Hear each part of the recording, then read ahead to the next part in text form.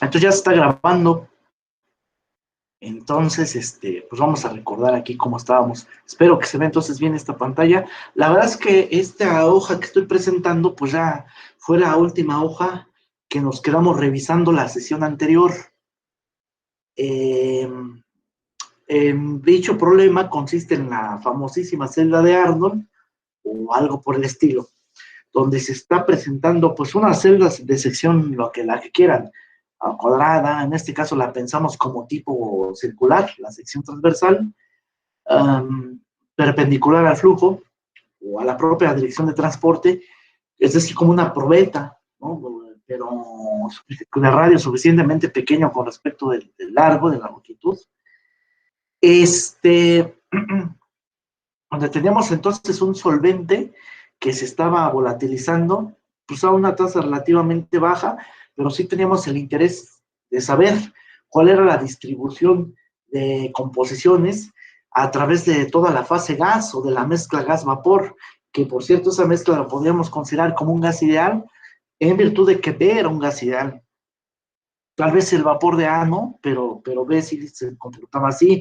De hecho, aquí hemos asumido que los dos, ¿no? Se comportaban como gases ideales, pero aunque nada más fuese B el que se comportara así como está en superexceso, entonces quiere decir que la solución que forma al final del día es una solución ideal, porque las propiedades que dominan ahí desde el punto de vista termodinámico son las de B. Entonces, el comportamiento de toda la mezcla, vapor más gas, pues es prácticamente como de gas ideal, ¿no?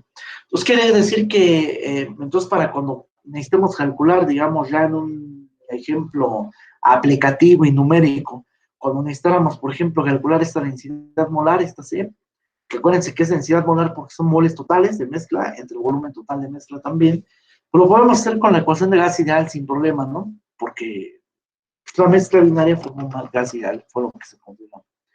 Entonces aquí lo que hicimos fue pues hacer un balance envolvente, como siempre lo hemos hecho, ¿no? Pues para estudiar la dinámica de los procesos estudiados aquí, pero un balance envolvente en este caso de moles.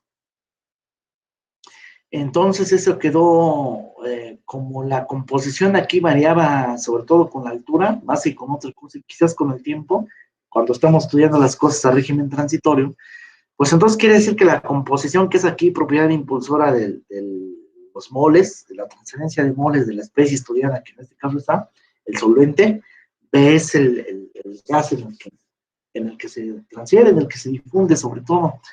Entonces, pues como esta quizá depende de Z, pues entonces tuvimos que hacer un corte en la sección transversal del cilindro, en el tubo, en Z, ¿no? Entonces, y además como fijamos la dirección Z, la dirección axial, pues como siempre esa va en el eje de simetría, pero la definimos de abajo hacia arriba positiva y no al revés, ¿no? Entonces, pues entonces la zona de entrada quedaba en las, digamos, para empezar el volumen del elemento de volumen era lo más, o sea, el propio elemento de volumen, es lo que quiero decir, era de forma, pues un corte de cilindro del tipo rebanada de cilindro, ¿no? Rebanada de cilindro, pero este cilindro estaba en posición vertical. Entonces, tenemos como una especie de moneda en posición vertical. Y la parte de abajo, o sea, el fondo de la moneda, digamos, estaba ubicado en la posición Z. Y la posición de salida, pues era la tapa de la moneda, la parte de arriba, y estaba ubicada en Z multiplicado de Z. Y ahí estaba yo estudiando cuál era el flux molar total en el sentido de difusión molecular más convección, Na de Z, eso sí ha significado. Y pues teniendo una entrada y una salida, sin reacción química ni nada. Y entonces, pues solo era estudiar eso, en todo caso en el estado transitorio. Entonces el balance de moles había quedado como acumulación igual en todas las menos salidas, y eso dio lugar entonces a una ecuación en derivadas parciales de tipo, pues por principio de cuentas de primer orden, nada más que allí también se calcularon estas moles o este flux molar, difusión y convección, como eso, como una contribución difusiva a partir de la Fickiana, que la de Fick es únicamente menos densidad molar por difusividad por el gradiente de la propiedad impulsora. Esto que estoy señalando aquí es la pura, a ver, lo voy a poner ¿no? Esto que voy a poner acá, pues es la pura contribución de difusión molecular, eso. O sea, esa es la de Fick. Pero que esto no solamente calcula Fick, también calcula convección, ¿no? Convección en orden bajitito. Entonces esto más un término de tipo convectivo, que es por la concentración de la especie estudiada multiplicada por el volumen, por la velocidad media, pero velocidad media molar, en este caso es decir, el promedio ponderado con la composición molar de todas las velocidades de todas las especies que viven en esta mezcla multicomponente, que en realidad es bicomponente, ¿no? Solamente son dos componentes aquí. Esa era una versión, digamos, para calcular esta N de Z, pero otra forma de calcular N de Z es efectivamente esta J de Z, pero en lugar de determinar la parte convectiva explícitamente, como lo acabo de comentar, más bien lo hacíamos como la fracción mol de A, y ese multiplicado pues, por todo el flujo molar total de mezcla, digamos, ¿no? Como calcularíamos un flujo en un problema de balance de materia y energía, un flujo de una cierta especie, que sería, pues agarra el flujo completo, ¿no? Que sale ahí, por ejemplo, de destilados, si ese fuese el caso, y multiplícalo por la fracción mol del componente y ahí tendrás el flujo molar de dicho componente. Pues igual aquí, para estudiar convección de una especie, pues es multiplicar, digamos, el flux completo de toda la mezcla, que es la suma de todos los fluxos, vamos, en este caso N de Z más NB de Z, y eso multiplicarlo pues, por la fracción mol del que quieres, que es decir, ya. Entonces sería XA multiplicado por N de Z más NB de Z. Pero en virtud de que este fluido B esté estancado, está en superexceso, entonces aquí quien se transfiere es A en B y no al revés. Pues entonces NBZ lo podemos considerar como cero. Y si ese es cero, entonces tendríamos que pues simplemente a J de Z sumarle la contribución de XA por N de Z otra vez. Pero esa XA por N de Z pasó del otro lado, factoricé por distributividad en N de Z, y entonces quedó N de Z multiplicado por 1 menos XA. Eso lo paso dividiendo entre el difusivo y esto fue lo que quedó.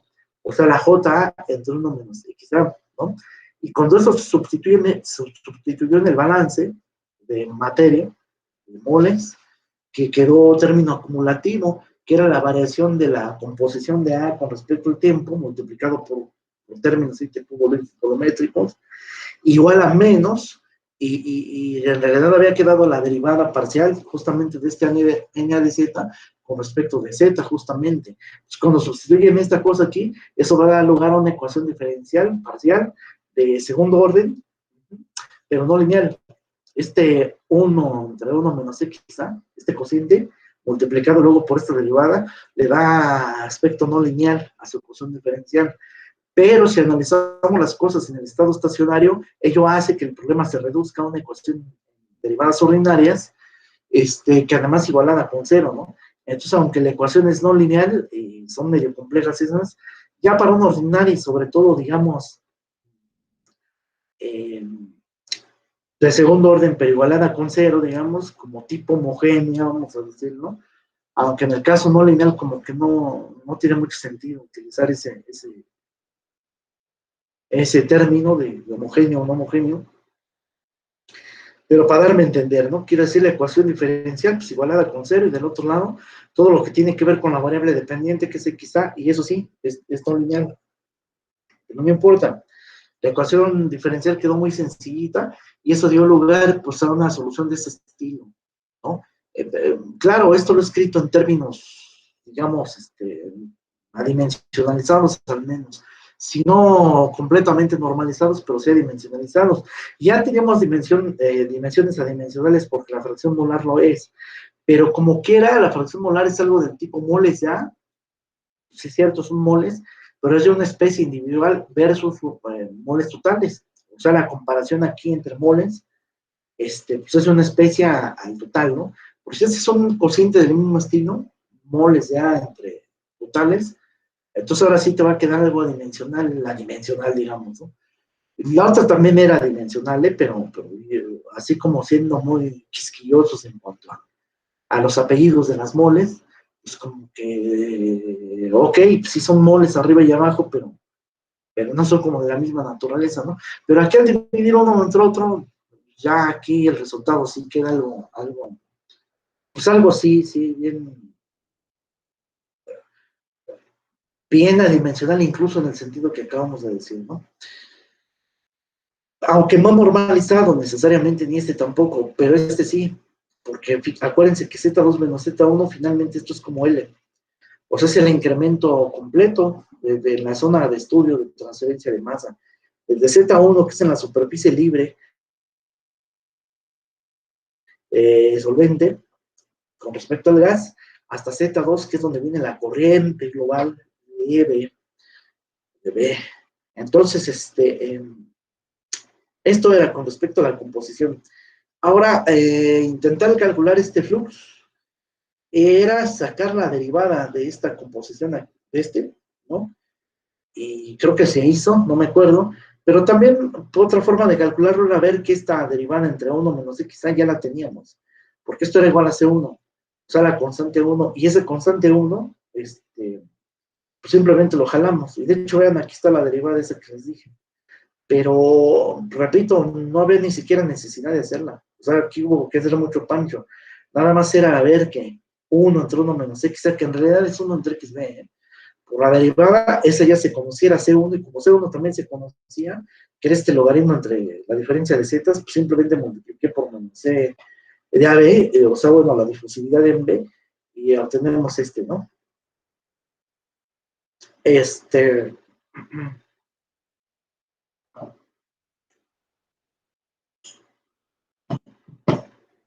Obtener el perfil de composiciones de B está de regalo, si observamos que pues X, B y X A como que se complementan a 1, ¿no? O sea, como que la suma de ellas es 1.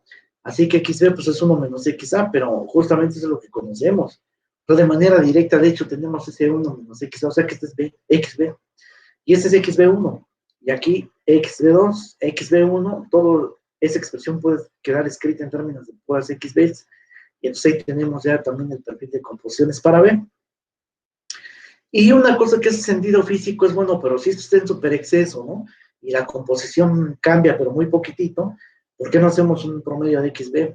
Muy bien, en realidad lo que podría yo preguntar es un promedio de XA, sin problema, pero igual, pues el promedio de XA es el promedio de 1 menos XB, y el promedio abre sumas. Es decir, si yo quisiera preguntarme aquí por el promedio de XA, ese es pues el promedio de 1, que sigue siendo 1, menos el promedio de XB, que es lo que vamos a determinar ahorita. ¿Y por qué para XB? Primero porque físicamente tiene más sentido preguntarse por eso, por lo que acabo de mencionar, está en exceso. Y por otra parte porque, porque hasta para hacer cuentas es más cómodo. O sea, pues estamos pensando que vamos a hacer una integral. Entonces, como que integrar de integrar esa, digo, de integrar esta expresión, pues está muy, por lo menos, no batallo con la relación 1 menos algo, ¿no? Entonces esto ya está más cómodo. Entonces aquí nada más es despejar XB, por lo tanto esta XB1 que está dividiendo, pasa multiplicando del otro lado, ¿cierto? Para obtener XB y sustituirla aquí en la fórmula del promedio.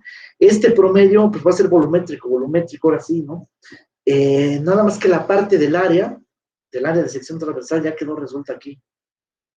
Es decir, esta originalmente se la pueden imaginar como realmente una integral triple, y esta de acá abajo también.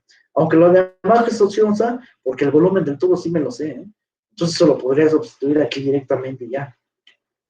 Bueno, y arriba es resolver entonces la integral sobre el área de sección transversal, es decir, sobre el circulito, que ahí como nada de esto depende ni del radio ni de teta, pues esta integral puede salir de eso y nada más te va a quedar el área del círculo, o sea, pi por radio al cuadrado, y cuando calcules el volumen de acá abajo igual, te queda pi por radio al cuadrado por la altura es esta, ¿eh?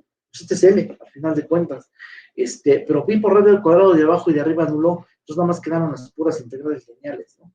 El jacobiano, famoso por el cambio de variables cilíndricas, ya fue utilizado, porque la integral con respecto de R del radio ya fue realizada. Entonces el jacobiano que ahí teníamos de R minúscula, que siempre ponemos para casos cilíndricos, ese jacobiano es R. En el caso de esferas, pues es un jacobiano diferente, y en el caso de rectangulares, pues es 1. Pero esto ya, ese jacobiano ya fue utilizado, por eso es que no se da aquí, no aparece. Pues ahora simplemente es hacer la integral esta, bueno, sustituyo el perfil XB, que es toda esta cosa que está aquí por XB1, esta ya fue resuelta, que es Z2 menos Z1 o L, como le quieran poner, y ahora tenemos que hacer una integral del tipo a la U, ¿no? Aquí nada más recordé las fórmulas, tanto de derivación como de integración de una constante a la variable, ¿no? Esa constante, por cierto, debe ser positiva y aquí lo es, ¿eh? Entonces, digo, para que esté bien definida. Si no, hasta por definición no tendría sentido hacer a la 1, ¿eh? Muy bien, entonces, pues ya hacemos un cambio de variable y todo, y entonces dijimos, todo eso se vio la vez pasada, estoy recordando nada más. No, pero es que lo que pasa es que por eso no me gusta dejar las clases a medias, porque entonces tengo que básicamente repetir muchas cosas, ¿no? Bueno, entonces, y fue una lástima, porque además casi ya acabábamos, ¿eh? Que ya ves. Entonces, haciendo cuentas nos quedó esto. Bueno, yo tengo fe y esperanza en que ustedes, como tenían esta hoja, también hayan intentado ya hacer todas estas cuentas y lo que esté diciendo aquí sea un perogrullo para ustedes, ¿no? O sea, una superioridad así, casi, casi como de ya saltes eso, ¿no? Porque es evidente, ¿no? Yo esperaría que fuese así, ¿no?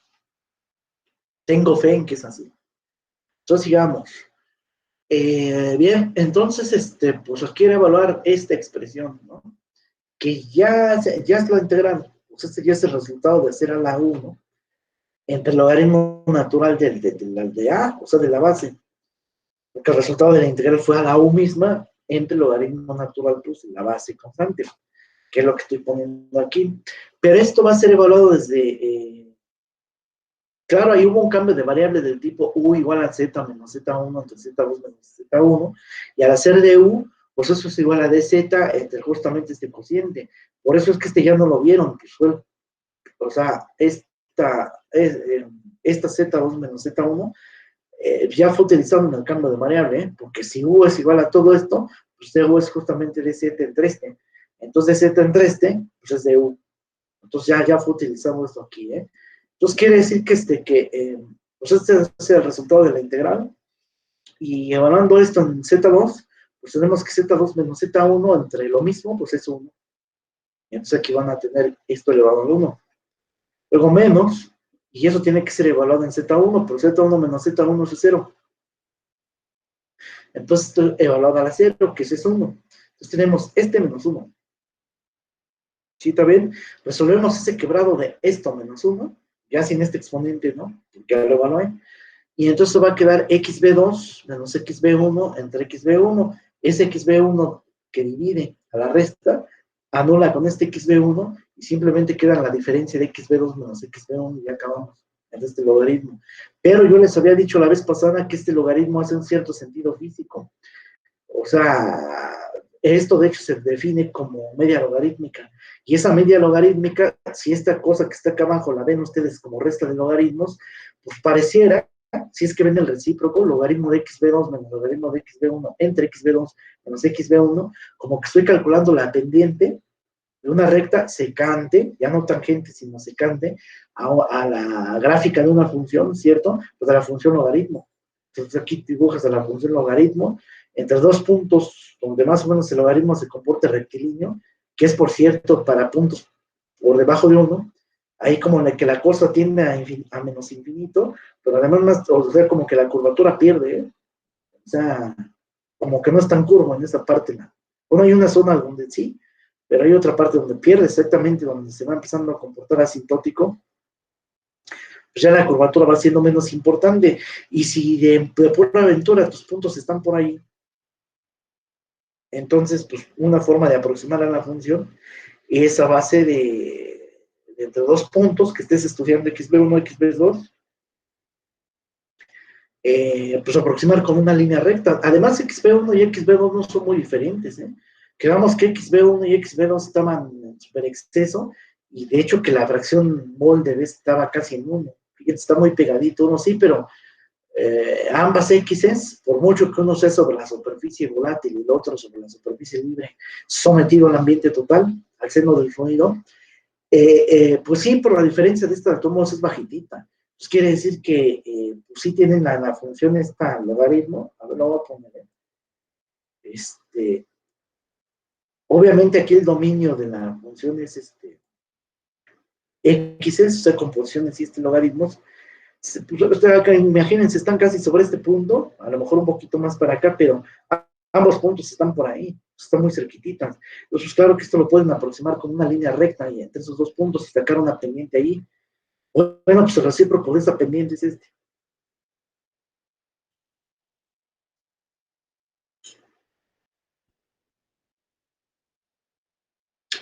Entonces quiere decir que de allí despejamos. Despejamos para tener al logaritmo del cociente de composiciones xb2 entre xb1 como función de esta resta y de esa media logarítmica que podría ser sacada experimentalmente. Pero entonces nos regresamos aquí al flux ya de MA de Z. Digo, para empezar, vean que el objetivo que queríamos, que era calcular esta media, ya se logró. O sea, lo que pedía este inciso C y de por sí ya fue obtenido. Y si hubieran pedido XA, pues también, porque, repito, el promedio de XA es 1 menos esta cosa. Pues ya. Pide, sea lo que se necesite, el promedio de XA o de XB ya se tiene, ¿no? Pero entonces ahora manera de observación interesante es ver que esta NA de Z, ¿no? Que en realidad es esta, ¿no? Que en realidad es esa, pues se puede reescribir de la siguiente forma, porque como el logaritmo de xb2 entre xb1 es, de hecho, la diferencia de composiciones entre la media logarítmica, pues mejor en lugar de escribir pongo en esta ecuación, o sea, en ese perfil o en esa distribución de fluxos polares de A, y pues notar entonces que todo esto que finalmente es una constante, también es constante, y eso también es constante, pues se pueden agrupar como que en una misma cosa, ¿cierto? Y llamarles otra constante. Pues esa constante es la famosa constante o sea, coeficiente de transferencia de masa, que hace que esto se vea como un tipo de ley de enfriamiento de Newton. Aquí la densidad molar va a ser multiplicada por cada una de estas fracciones, cada una de esas composiciones, para dar lugar a concentraciones. Y si vemos que cada una de estas se puede escribir en función de XA, porque cada una de ellas es 1 menos XA, ¿cierto? Nada más que una con su índice 2 y otro con su índice 1, y haciendo cuentas, pues entonces llegan a esta expresión que estoy poniendo acá abajo, donde es un tipo ley de enfriamiento, pero para transferencia de masa, con un coeficiente ahí de transferencia de masa, ¿cierto? Que está referido, eso es lo que significa esta sub C, con un gradiente, digamos aquí, o más que gradiente, con una diferencia de concentraciones y no de composiciones. Si dijera Y, pues entonces diferencia de composiciones, de versión mol en gas, o X, como sea, ¿no? Y si es G, pues entonces está referida a una diferencia de presiones, ¿no? Parciales.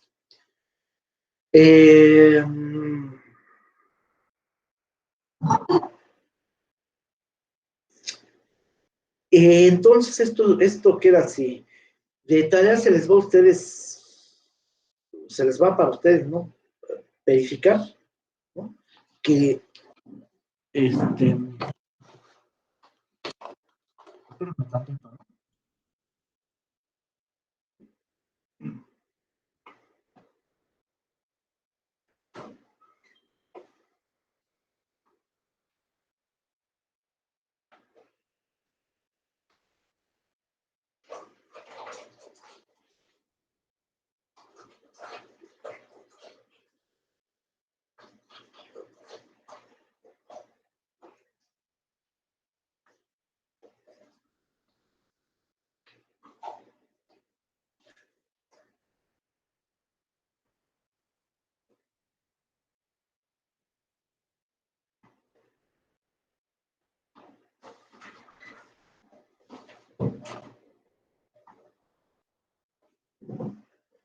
bien, perdón, vean, entonces, pero digamos la complejidad aquí del cálculo, bueno, complejidad entre comillas, ¿no? En todo caso, por el cálculo de este promedio logarítmico. Pero entonces vean cómo está acá, coeficiente de transferencia de masa, es una función de la difusividad ficana, ¿no? Pero de alguna manera tienen que pagar el efecto convectivo exactamente con o sea, con esa media logarítmica. Y también va a ser una función de alguna manera de la geometría, porque Z2 menos Z1, recuerden, es L, y eso ya le está diciendo algo respecto al contenedor del sistema, ¿no? O sea, pues el vapor de A. sea, de su contenedor, del vapor de agua, que es la celda propiamente dicha, o por lo menos de una de sus longitudes características de esta celda. Recuerden este CL. Y yo les he presumido desde siempre que todo tipo de ley de enfriamiento, ¿no? En otro momento lo dije para calor, pero volví a repetir aquí para moles, que todo tipo de ley de enfriamiento, entonces la coeficiente de transferencia de, en otro caso de calor, pero en este caso de masa o de moles, pues es una función de, ya lo he dicho aquí, es una función de la sustancia que se está transfiriendo, de la sustancia medio, de la temperatura, de la presión. Hasta aquí, esto sería una propiedad de estado nada más, pero resulta que no, esta acá carga con más informaciones. O sea, y entre otras cosas, pues es función de la geometría que están manejando, ¿sale? Y del régimen de flujo, o sea, el número de Reynolds y de esas cosas. Y aquí, por lo menos, sí quedó claro que esta acá, pues es función de la geometría, ¿eh? Pero aquí está puesto. Pues esta L ya es una variable geométrica, ¿no? Muy bien. Nada más que aquí lo que hemos ganado es que sabemos analíticamente cómo calcular esto, por lo menos para este caso, de una transferencia de un vapor a través de una interfase, una superficie libre, hacia un medio gaseoso que esté en superexceso. Ya lo sabemos calcular, pues, con esta KC, de manera explícita. Sabemos que si conocemos la difusividad en B, que si conocemos la longitud del tubo, y si conocemos las composiciones abajo y arriba, pues esencialmente ya ganamos, ¿no? O sea, con eso es suficiente para obtener esta cosa que está aquí. O sea, esa KC. Pero si no se hubiese considerado la convección en este problema, es decir, el efecto de, sí, convectivo, de movimiento global, que aquel movimiento global, vean, no es forzado, ¿eh? O sea, es un movimiento global casi debido a pura diferencia de densidades. Por eso es que he podido hacer el artificio de relacionar difusión molecular con ese tipo de convección. Porque si fuera forzado, aquí sí ya sería otra historia, ¿verdad? Y por eso el número de Reynolds no fue importante. Porque no es que haya un movimiento pleno y ya que, o sea, por ejemplo, como en su práctica de difusión molecular, que si ustedes hubieran querido estudiar la transferencia fuera del difusor, o sea, fuera de aquella tapita gris donde estaban los capilares, es decir, en la zona donde tenían el agitador magnético, pues ahí sí hay un forzamiento importante y ahí sí el régimen de flujo va a intervenir seguramente más. Entonces, seguramente de alguna manera Reynolds sí va a ver, ¿no? Pero aquí no, porque estamos hablando de otro tipo de convección, pues no forzada. Pero, si incluso esa convección no forzada, o sea, convección natural, fuese muy pobre, de tal manera que yo pudiera despreciarla, entonces, újole, no solamente no habría trabajado con NBZ, sino tampoco con NADZ. O sea, NADZ al final de cuentas se hubiera convertido en JDZ. O sea, hubiera sido eso. Y si ese era el caso, entonces esta casi iba a ser calculada más fácilmente. Ni siquiera iban a necesitar la media logarítmica. El resultado hubiese sido este. Bueno, o sea, es decir, que el promedio logarítmico hubiera sido 1, en este caso. Y la ecuación tipo ley de enfriamiento, pues simplemente les queda a ustedes de tarea probar eso. O sea, si la convección aquí natural es 0, entonces hagan todo lo mismo y vean que efectivamente este flujo total, supuestamente difusión más convección termina siendo que es el flujo difusivo, ¿eh?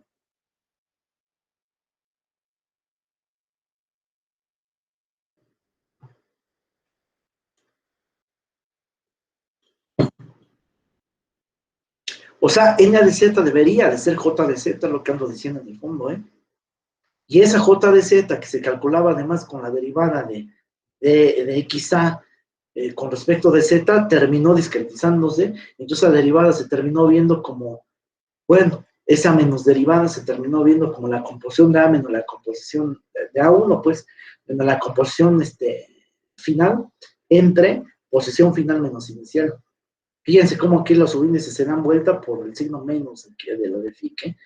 Y bueno, claro, y densidad molar C multiplicada por la diferencia de composiciones, pues dio concentraciones. Eso es.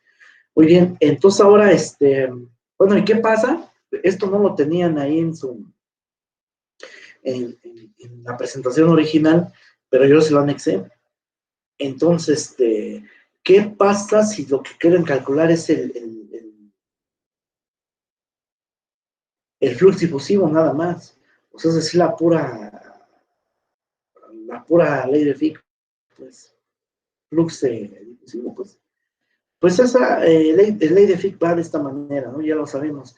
Pues otra vez, pues aquí hay que calcular la derivada de x con respecto de z, que por una parte ya tenemos calculada, ¿no? Es esta que está aquí. Y ya, pues luego multiplicarla por menos esta constante.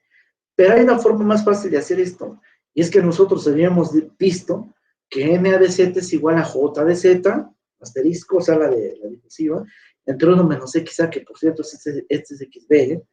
Esto lo habíamos deducido desde la vez pasada, y de hecho por acá comencé recordándolo, de hecho, casi.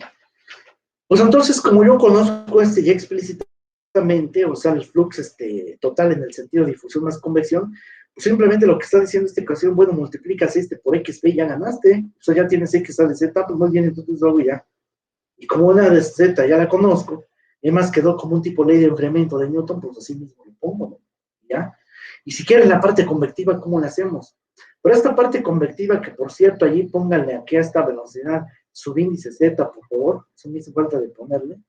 Pues aquí pónganle Z, y acá también, porque estoy caminando en esa dirección, pero no es vector, aquí, eso sí, porque nomás estás hablando de una cierta componente, además no puedes igualar vectores con escalares, ¿no? Pero sí es una media, en el sentido de que esto hay una media ponderada con la fracción mol según este asterisco. Si no apareciera él, entonces están promediando con respecto a fracción en peso. Pero aquí, como todo es versión molar, entonces pues, todos son moles. Entonces, esta en realidad es la sumatoria de las composiciones en moles de cada especie multiplicada por la velocidad de cada especie por velocidad en z. Pues es una velocidad escalar. Ahora sí, porque va en una sola dirección. Pero justamente lo que dijimos es que para obtener justamente esta velocidad, ya sea la especie o la velocidad global, eso en general no es fácil, ¿no?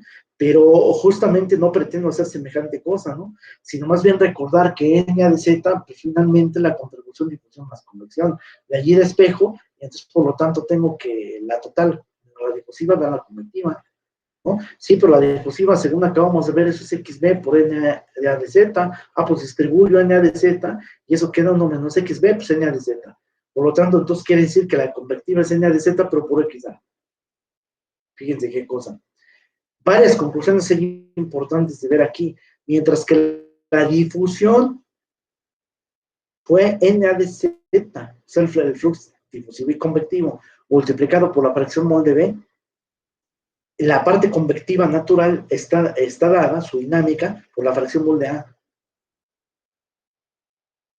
Son como que complementarias estas dos, es más, si suman difusión más convección, y lo hacen también del lado derecho, pues ya saben que difusión de más convección es NA de Z, y sí, por XB por NA de Z más XA por NA de Z, pues NA de Z factorizan, y entonces XA más XB, que eso es 1, y efectivamente la suma de estos es NA de Z, como es de esperar. Pero además hay otra cosa, NA de Z, calcúlese como se calcule, ¿no? Pues es una constante, porque KDC pues es constante, si todas estas variables están controladas, digo, pues esta es una constante, la concentración ya en 1 y en A2 también son constantes estas, entonces en A de Z es constante, ¿eh? Sin embargo, o sea, fíjense, lo que estoy diciendo es que el flux total es una constante, la difusión es convección, pero no así es la difusión molecular y convección por separado, porque N de Z, que es multiplicado por XB, sí, pero la fracción mol XB sí es variable, aunque sea que varíe tantito, pero sí es variable. Entonces sí hay dinámica aquí. Y quien le da entonces a la difusión molecular dinámica o comportamiento, pues es XB. Y con respecto a la parte convectiva, quien le da su dinámica, pues es XA, porque N de Z es una constante. Así que, de la manera en que se comporte XB, así mismo se va a comportar la difusión, y de la manera en que se comporte XA, así mismo la convección. Cuando digo de la manera que se comporta, es de manera cualitativa, ¿eh? O sea, si ustedes grafican XB y XA, pues hacen sus perfiles, ¿no? Eso con respecto a la posición Z, pues exactamente la grafiquita que formen para X y XB las van a formar para estas. Obviamente los números y unidades van a cambiar, ¿no? No es lo mismo hablar de estas que hablar de estos. Sí, pero la forma cualitativa es la misma de las curvas.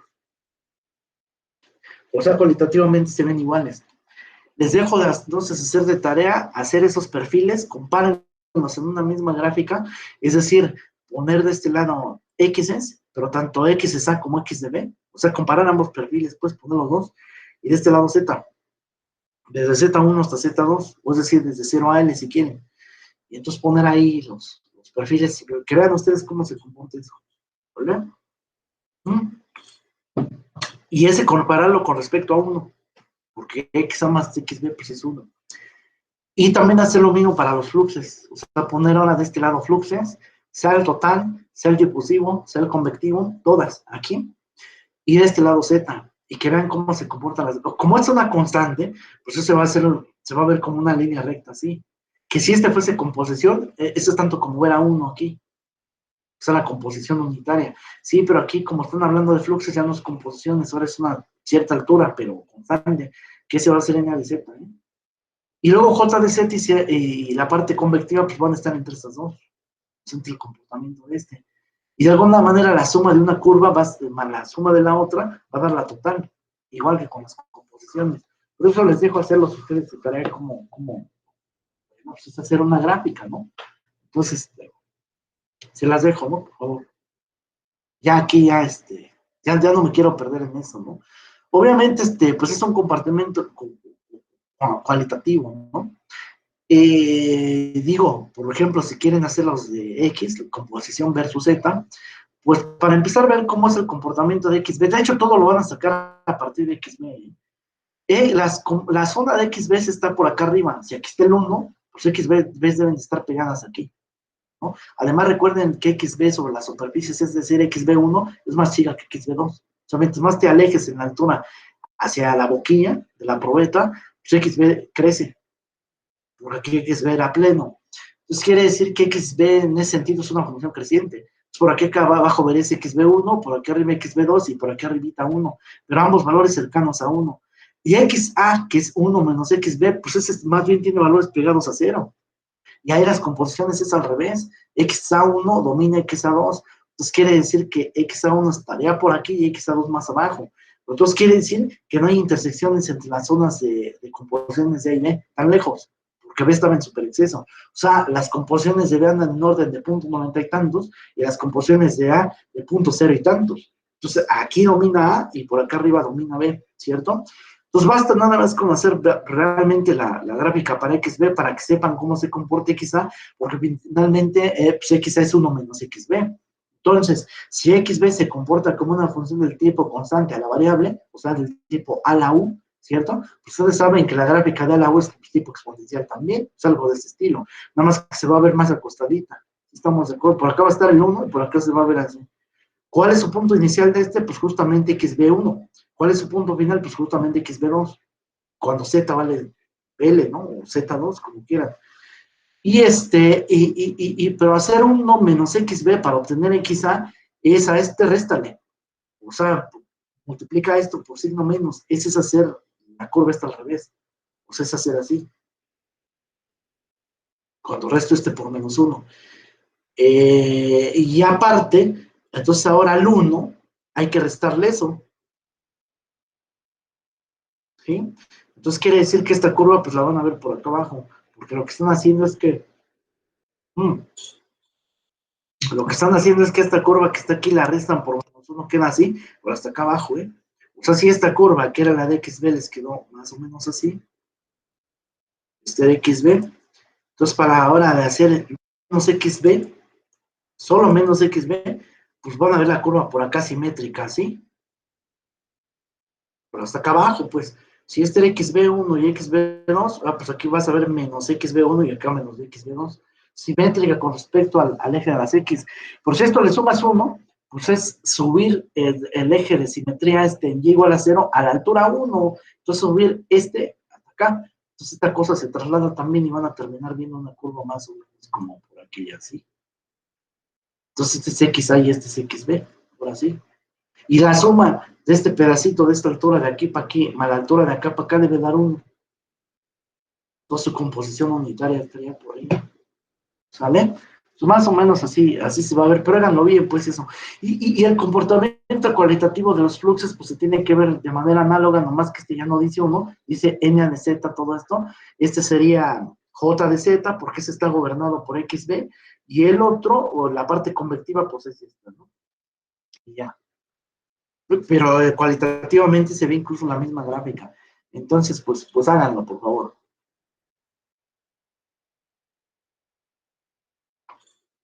Muy bien, ¿hay dudas hasta aquí?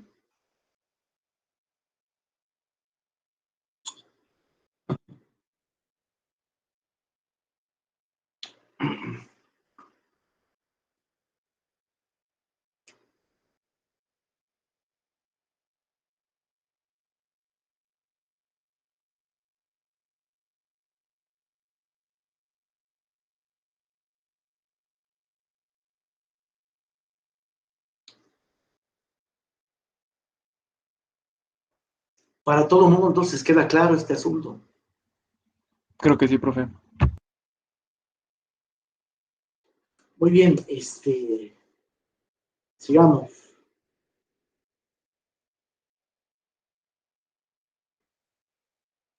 Bueno, me lo pensé mucho para ver si estudiábamos esta parte o no, pero como todavía tenemos un poco de tiempo, y la verdad yo ya casi acabo, ¿eh? O sea, necesito hacer 2 problemas más y yo de mi parte con eso termino.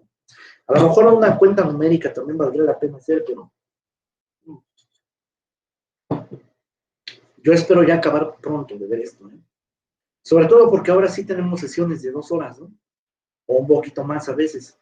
Entonces, sí, yo creo que la otra semana acabamos seguro, ¿eh? Sin problemas ya. Entonces tendríamos que estar fijando fecha para el tercer parcial ya. Muy bien, entonces, en virtud de eso, y en virtud de que realmente fenómenos de transporte se trabaja sobre todo con las famosísimas ecuaciones de variación o ecuaciones de cambio, vean bien el nombre, ecuaciones de cambio, no de estado, ¿no? Como luego hay gente que me ha llegado a poner, no, ecuaciones de cambio o de variación, que son balances puntuales, balances locales, de materia, de energía, de momento, ¿no? Y si esto fuera una revisión de transferencia de momentum, de masa por velocidad, estaremos entrándole en este momento el capítulo 3. Fíjense que nosotros en la clase nada más nos supeditamos a los puros capítulos 1 y 2. Capítulo 1 para estudiar generalidades, y sobre todo basándonos de manera central en la parte de difusión molecular, de transferencia de difusión molecular de momentum.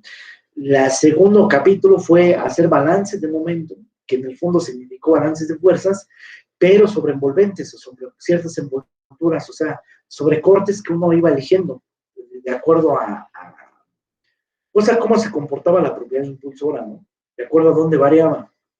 Ese es el capítulo 2 del BERT, y con eso tuvimos, ¿no? Para hablar un buen rato pues de transferencia de momentum. Pero el capítulo 3 es generalizar aquellos balances. Fíjense que todos nuestros balances fueron unidimensionales. O sea, salvo que a veces consideramos el tiempo nomás para efectos de deducciones, pues. Pero la verdad es que todo lo analizamos en estado estacionario al final del día, pero sobre todo unidimensional, pensando en las direcciones de posición, o sea, en las coordenadas de posición. Siempre todos mis problemas, y hasta aquí, han sido unidimensionales, pero la vida no es unidimensional. O sea, muchos problemas van a ocurrir en 2 dimensiones o en 3. Y yo les preguntaba en otro momento, bueno, y si la propiedad impulsora cambiara, como en este caso, no solo con Z, sino también como con la radio, ¿cómo sería tu corte, no? Y vimos, ensayamos en otro momento cómo podrían ser los cortes cuando se pasaban, ¿no? Pero también les comenté que ver ya no se complica, o sea, difícilmente él toma elementos de volumen así, más bien él dice, bueno, ya vamos pensando que esto varía con respecto a todo y ya se acabó, ¿no? O sea, es decir, que sería tanto como decir que esto variara con Z, y ya, y hacer un corte de ese estilo. Pero si vas a hacer un corte de ese estilo, donde delta de Z, delta de R y delta de θ van a hacer tender a cero, eso es aproximarte a un punto. Y para aproximarte a un punto, la neta es que da lo mismo que te aproximes por una rebanada de pastel a que te aproximes por un cubo. Entonces, ecuaciones de variación es trabajar las cosas versión puntual, pero en torno a un cubito. O sea, tu elemento de volumen ya es este. O sea, es infinitesimal. Recuerden, cada espesor de estos, delta de X, delta de Y, delta de Z, que hacen sentido, por cierto, con respecto al sistema de referencia en coordenadas rectangulares que fijé aquí, poniendo las posiciones, las direcciones positivas, apuntando hacia donde lo he escrito aquí, pues es decir, X positiva va para la derecha, Y positiva va hacia arriba, y Z positiva va para afuera. Entonces, de acuerdo a este sistema de referencias, pues hace sentido hablar hacia la derecha de una delta de X, hacia arriba de una delta de Y hacia afuera de una delta de Z. Y si esas deltas tienden a cero, esto tiende a ser un punto. Yo estoy haciendo ahora un balance en torno a un punto, pero estoy ya tomando, vamos, como direcciones de transporte a las tres, X, Y, Z. Se trata no de hacer un balance de materia cualesquiera, sino de hacer y proponer aquí el balance de materia. El balance de materia. Entonces, eso quiere decir que este tiene que ser lo más generalizado posible. Es decir, este flux va a incluir difusión molecular, va a incluir convección, vas a poder tener efectos de reacción, vas a poder tener la parte temporal, o sea, vas a tener acumulación, y además vas a ir considerando todas las direcciones de transporte habidas y por haber. O sea, vamos a armar una sola ecuación. Una sola ecuación que sirva de caso genérico. ¿Sí estamos de acuerdo? Esas son las famosas ecuaciones de cambio que les pido que busquen ustedes para las tres coordenadas. Aquí la forma de actuar es que uno deduce para coordenadas rectangulares y luego con coordenadas generalizadas cambiar estas coordenadas, o sea, los resultados que ya tengo, cambiarlos nomás haciendo cambios de variable, digámoslo así, y cambiarlos a cilíndricos esféricos. Yo no les pido que ustedes hagan esas transformaciones, porque sí es una talachita hacer eso, sobre todo porque esto involucra derivadas, ¿no? Y derivadas parciales además. Entonces habría que utilizar reglas de la cadena y no sé qué cosas, ¿no? O utilizar teoría de cambios de coordenadas, ¿no? Curvilíneas, y utilizar y encontrar primero los básicos para las otras coordenadas y luego ver cuáles son las formas o reducirlas para obtener gradientes, divergencias y demás. Sí, ese es un rollo que espero yo hagan alguna vez en su vida. Me refiero que espero que hagan el cálculo vectorial y si no, creo ni modo. De todos modos, entiéndase que de lo que vamos a reducir a las otras coordenadas, pues es un cambio de coordenadas y ya. Pueden ser muchas cuentas, ¿no? Y esas cuentas además pueden tener un fondo geométrico mucho más profundo de lo que aparentemente las cuentas dicen, ¿no? Pero porque vean, una cosa es hacer talacha y otra cosa es pensar qué diablo estamos haciendo con esa talacha. Y claro, en este tipo de cosas uno tiende a perderse en la parte mecánica, en el haber calculado la derivada, en que si orden jacobiano, en que si las integrales, y uno se suele perder en esa mecánica, digamos, en el rollo técnico de eso, sin ver exactamente qué está pasando, ni en el sentido físico, que es mucho más evidente, pero menos desde el punto de vista geométrico, topológico, ni tenemos idea muchas veces, ¿no? Y no porque no haya una interpretación geométrico-topológica, sino simplemente porque se nos barre. Entonces, no, además no es evidente a veces eso. Entonces, pues no, yo no tengo esperanza de que después de obtener las ecuaciones estas de cambio rectangulares, ustedes hagan la talacha, ni menos la interpretación geométrica o topológica de lo que está pasando ahí cuando pasan a otras coordenadas. Pues no, pero por lo menos sí de investigar cómo se escriben esas ecuaciones de cambio en coordenadas cilíndricas y esféricas. O sea, después de hacer esas transformaciones, ¿a qué le llegan? Eso sí, sí se puede investigar, ¿eh? Muy bien. Entonces, pues eso se los dejo de tarea, porque los vamos a usar en el examen. Muy bien. Digo, ya que vamos a ver este tema, pues que valga la pena. Entonces las deducciones aquí van a ser para coordenadas rectangulares, pero cilíndricas, esféricas, solamente diremos, bueno, ahí sí es un cambio de coordenadas y ya, ahora las ecuaciones se ven de esta otra manera, ¿no? Y ustedes buscarán esas tablitas donde viene eso, ¿no?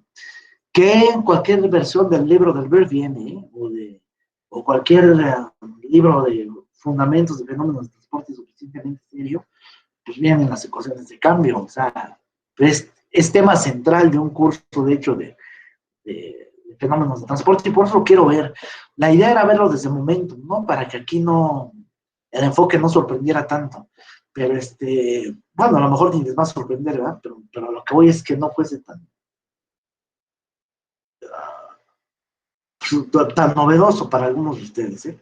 Porque sé que aunque hay recursadores, pues seguramente no vieron esto. Entonces, pues vamos a mirarlo. Porque, repito, además es la forma de trabajar realmente fenómenos de transporte y de generalizar resultados, ¿eh? Bueno, y además de trabajar problemas de aplicativos bien importantes y bien, mucho más interesantes, ¿no? Desde muchos puntos de vista. Muy bien, entonces se trata, repito, de obtener no un balance, el balance, ¿no? Lo vamos a hacer versión molar, ¿eh? Pero todo lo que yo pueda decir versión molar también lo puedo aplicar para masa. Consideraciones y restricciones se trata de hacer las menos posibles. Lo menos posible que yo pueda restringir, mejor. Pues sí, ni modo, hipótesis de medio continuo, porque yo quiero describir este sistema a partir de sus propiedades macroscópicas, independientemente de cómo haga este corte, o sea, de qué tan chiquito quedó el cubo pues sí, pero chiquito, de tal manera que desde el punto de vista macroscópico se vea como un punto, pero desde el punto de vista microscópico, bueno, aquí hay muchas moléculas ya de veras, ¿cierto? Pero todas quedan atrapadas en esta celda y por lo tanto, como conjunto, como una especie de enjambre, pero en forma de celda, de todas esas moléculas, todas ellas se pueden caracterizar por sus propiedades macroscópicas y cuando cambie yo de celda a celda, esas propiedades macroscópicas varían continuamente. Y no solo continuamente, diferencialmente también, e incluso hasta unas derivadas de orden 2 al menos. Muy bien. Es hipótesis de medio continuo. Enfoque de Euler. Significa que en lugar de describir el sistema, porque hay diferentes formas de descripción, ¿no? De un sistema, que es agarrar una partícula material de fluido y irme con ella, irla siguiendo, si se acelera también, y describir las cosas desde ahí. O más que desde ahí, pues escribir las cosas punto a punto material, pues. Y aquí no, sino se trata más bien de localizar un punto fijo en el espacio, como tenemos aquí, un hueco, ¿cierto? Y más bien pues, ver lo que pasa con las partículas que pasan por allí, pero el análisis va sobre el hueco, no sobre la partícula, digamos, ¿cierto?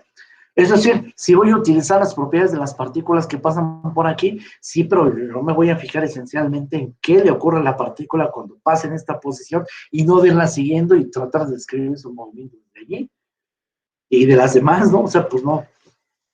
Entonces, este enfoque de punto fijo, de hueco fijo en el espacio, es el enfoque de Euler. El otro, de enfoque de material, digamos, es el enfoque de Lagrange. Pero ese está más difícil de describir porque vean, si yo voy siguiendo cada partícula material, entonces cada que esa partícula cambia de posición, hay un cambio de posición, pues, pero también a través del tiempo. O sea, para cada instante distinto, tengo posiciones diferentes. Entonces quiere decir que mi marco de referencia pues va a ser función de alguna manera del tiempo. Es un sistema donde X, Y, Z ya no es autónomo en el tiempo, sino que son dependientes del tiempo. Y eso complica las cosas, ¿cierto? Y aquí en esta descripción, pues no, porque esta descripción es a punto fijo y ese punto fijo le vale gorro el tiempo. O sea, es decir, hagas una foto en este instante o hágase después, aunque la dinámica de flujo cambie, o sea, como aunque el patrón de flujo cambia, pues sí, el patrón de flujo cambiará, pero la posición esta no. Pues eso va a seguir estando en X, Y, Z y tan. Entonces quiere decir que aquí X, Y, Z con respecto al tiempo pues son independientes, ¿cierto? Muy bien, entonces pues el enfoque aquí es euleriano. Como queremos estudiar la transferencia completa aquí de moles, pues entonces no me voy a fijar en las 3 direcciones de transporte, ¿no? Ya no nada más en una. Podría pasar incluso que el sistema fuese reactivo. O sea, como vamos a hacer un balance de materia, pero por cada componente, o sea, para cada especie, si la cosa reacciona y se consume, pues entonces en el balance de materia voy a tener que poner un término de reacción, pero con menos, porque se está consumiendo. Pero si se está produciendo, entonces con más. Nada más que vean, cuando ustedes ven en su materia de balances de materia y energía, balances de moles por especie, de hecho, lo que vean, está aquí a la derecha. Fíjense cómo queda. Rapidez de acumulación de moles de la especie Y en el elemento de volumen. Aquí el elemento de volumen ya no hay que darle vuelta, ¿eh? Es este cubito. Es el elemento de volumen, es la caja negra, ¿no? Entonces la acumulación de moles allí, igual a, como siempre, lo que entra menos lo que sale en términos del flujo de moles de la especie estudiada, pero más la rapidez de producción o consumo de dicha especie en el elemento de volumen. Esta ecuación es la que ustedes hacen, ¿eh? O sea, realmente como balance de materia para la especie Y, pero sin acumulación. Ustedes siempre trabajan en estado estacionario, por eso nunca ven derivadas en sus ecuaciones de balance, porque esta cosa en realidad es cero. Y además, sus entradas y salidas son a nivel caja negra grandota, o sea, macroscópica, no microscópica. El hecho de que me vaya a llegar a nivel puntual aquí y que esté pensando que las cosas puedan estar variando aquí adentro, o que entrada y salida varíen, y yo quiero estudiar esa variación, entonces hace que me tenga que enfrentar a derivadas parciales. En su caso, de sus balances que hacen allá en clase, pues no, porque sus cajas negras son grandotas, son super cajotas, ¿no? Así, y además todo aquí adentro es como, o sea, está mezclado uniformemente y si no, pues les vale gorro, no les interesa estudiar la dinámica aquí adentro, y además por flujos también las cosas van uniformes, o sea, la composición acá que tengan de entrada ahí, o temperatura, o lo que quieran, pues es una constante, y a lo mejor, claro, las composiciones de entrada y de salida van a cambiar, no digo que no, pero por lo menos en cada corriente, pues sí son uniformes. Cuando eso es así, los balances que se deberían de ver como integrales dobles para efectos de entradas y salidas, y para especie, a efectos de acumulación como integrales triples, pues actúan sobre constantes. Y las constantes salen de la integral, y la integral de 1 pues se regresa a la medida de la región de integración, pues quiere decir que las integrales triples se convierten en volúmenes, y las integrales dobles pues simplemente en áreas, y si son de sección transversal, pues ya acabaste, ¿no? Entonces todo se anula ahí, y entonces quiere decir que quedan ecuaciones al final del día algebraicas, ¿no? ¿Qué son las que están estudiando ahí? Esencialmente, ¿no? Son balances entonces macroscópicos, donde las variaciones del sistema son despreciables o no les interesa conocerlas, ¿no? Entonces así las cosas, y además donde el término de acumulación es cero, están estacionarios. Entonces, pues entonces esta es en esa versión sería lo que conocen ustedes de siempre, flujo de moles de I que entran a la caja negra, en los flujos que sale, ¿cierto?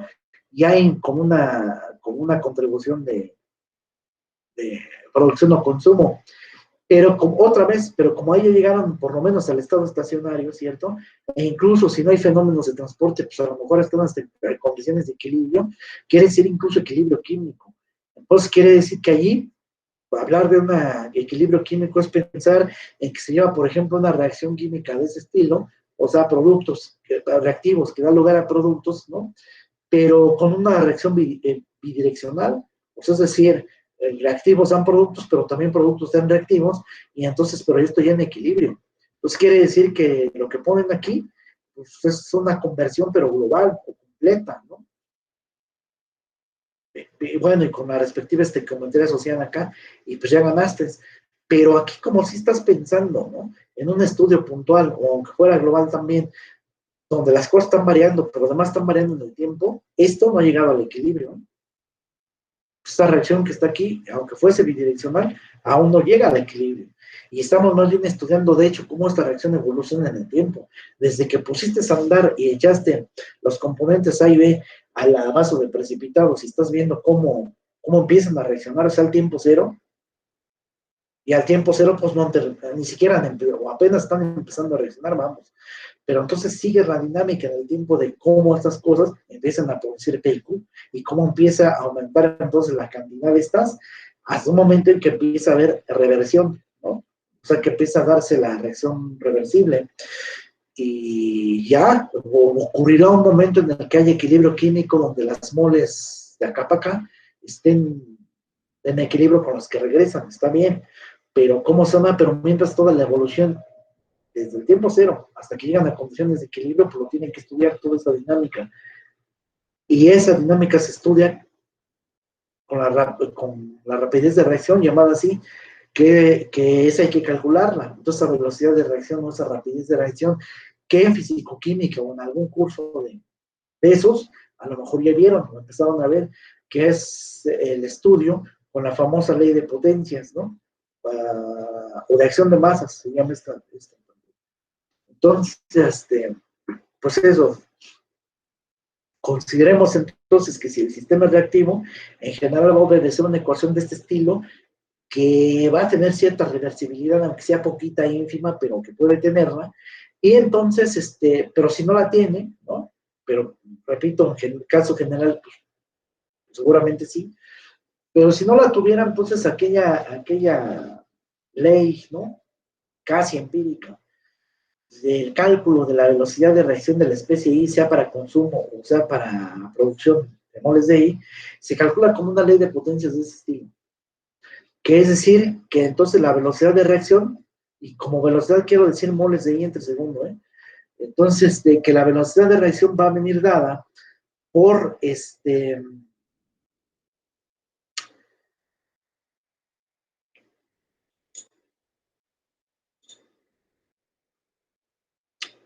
por el producto de concentraciones elevados a una cierta potencia, producto de concentraciones de reactivos, perdón.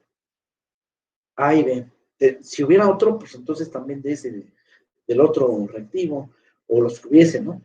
Entonces, de la concentración de los reactivos a diferentes tiempos. Estos son variables aquí. O sea, para cada tiempo, pues vas a tener concentraciones diferentes de estos dos.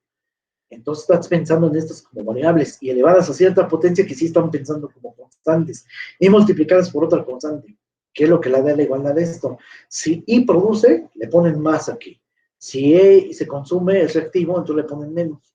Y típicamente uno suele ponerle menos y más del lado derecho, pero pues es indistinto. Y por cierto, si ustedes hacen caso de esta como convención de signos que les estoy diciendo ahorita, más es, digamos, porque aparece como producto y menos porque se consume, entonces aquí este más es genérico. O sea, este más está esperando de este balance a que le pongas qué pasó, si se produjo, se consumió, ahí le ponen, o sea, ahí lo adaptan. ¿Sí estamos? Muy bien. Entonces, pues esa es la situación de este. Eh,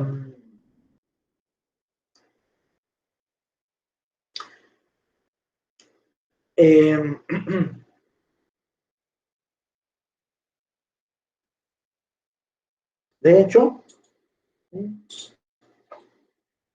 este tiene unidades de moles de I sobre segundo, sobre metro cúbico, o sea, es decir, sobre unidades de volumen, ¿no? Muy bien. ¿Qué es lo que estoy diciendo aquí? Ahí está la rapidez. Algunos le llaman velocidad de reacción, ¿no? Pues ya saben, con eso de que la velocidad es un vector, pues es excesivo, ¿no? O sea, eso de velocidad de reacción, entonces mejor rapidez de reacción. Y la rapidez, pues ya sabemos que nos estamos refiriendo a un escalar. Y como es la reacción de la especie I, pues son los moles de I producidos o consumidos entre tiempo para que realmente esto sea una rapidez. Y es variable intensiva, ¿eh? O sea, es decir, esta variable que hasta aquí tiene unidades de flujo, aunque no lo sea, o sea, de flujo molar, y tiene unidades de flujo porque dividieron entre tiempo, pero no lo es porque este término que está aquí no es un término de área. O sea, la velocidad de reacción estudiada en un cierto elemento de volumen es la reacción que está ocurriendo aquí adentro. O sea, la reacción no es que entre ni salga, sino que está ocurriendo en el cuerpo. Cuando las variables son de cuerpo, o sea, son volumétricas, por mucho que a la variable la dividas entre tiempo, pues eso no forma un flujo. O sea, acuérdense que para poder hablar de flujos, el término necesita ser superficial. O sea, debe de actuar sobre una superficie sobre la cual esté incidiendo o esté saliendo de ahí, y pues no pase eso aquí. Entonces, pues este término es esencialmente volumétrico, no de área. Entonces, por mucho que dividan entre tiempo, esto no se interpreta como un flujo, vamos, pero sí como una rapidez, ¿no? Y entre volumen, porque si estas moles de ahí eran extensivas, pues dividir entre volumen es otra propiedad extensiva, cocientes extensivos de intensivo, así que esta cosa es independiente del tamaño del sistema, como quien dice independiente del tamaño de la casa, ¿cierto? La K se le llama constante de velocidad de reacción específica para cada reacción. Es decir, si tú tienes una reacción distinta, pues entonces esta K va a cambiar y de hecho va a seguir típicamente la ley de Arrhenius. Es decir, esta K, bueno, no ella, pero el cociente de K, digamos, entre ida y vuelta, que es la constante de equilibrio, pues sí. Bueno, a veces estas también, pero en general esto puede depender de la temperatura, de la presión, etcétera. Así que ni tan constante, ¿no? Y repito, y depende de cada reacción. Entonces, pues sí, esa es la constante de velocidad específica y puede haber términos de tipo Arrhenius, depende de la temperatura, de la presión y otras cosas. Y desde muchos puntos de vista hay que hacer experimentos entonces para poder obtener esta. También las potencias que son llamadas órdenes de reacción son empíricas y pues, por principio de cuenta hay que esperarse hacer entonces el seguimiento o el estudio de cómo se comportan las reacciones en el tiempo para poder determinar estas dos.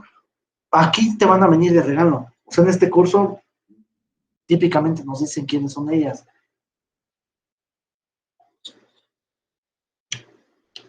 Pero otra forma de obtenerlas, ¿no?, útil, es que en general cuando tienen reacciones químicas elementales quiere decir que estas se producen de un solo choque de A con B. O sea, ahí se encuentran, y así como se encuentran, así van reaccionando sin tener un mecanismo de reacción complejo.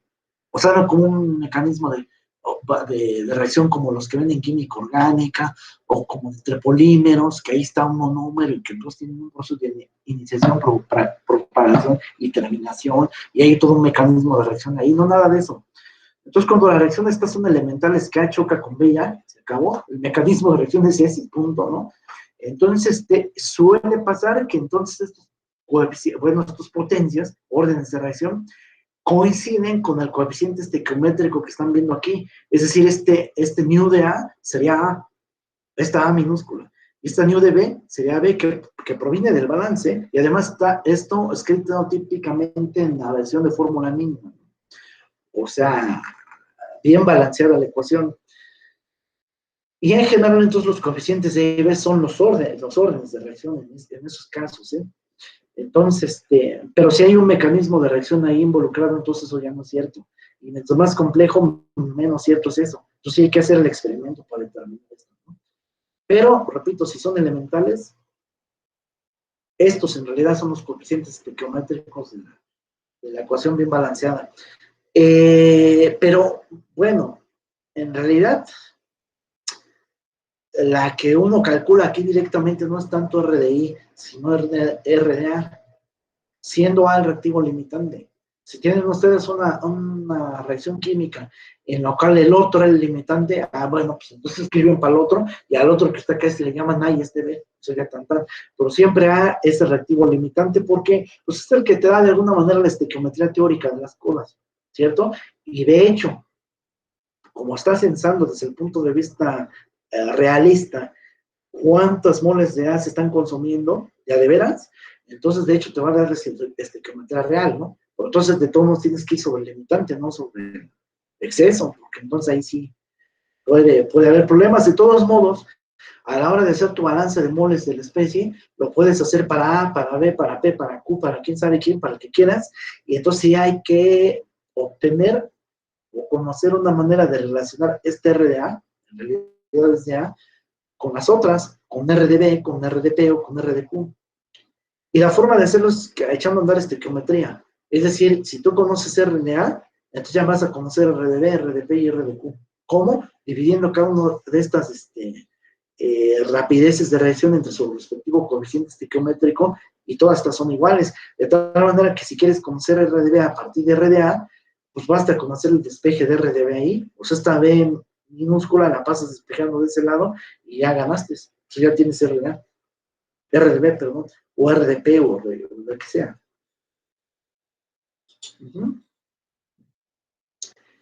Como estoy usando aquí la notación de que letras mayúsculas las utilizamos para versión molar y R's minúsculas para versiones básicas, toda la velocidad o más bien rapidez de reacción en el sentido másico lo voy a denotar como R minúscula, R sub I.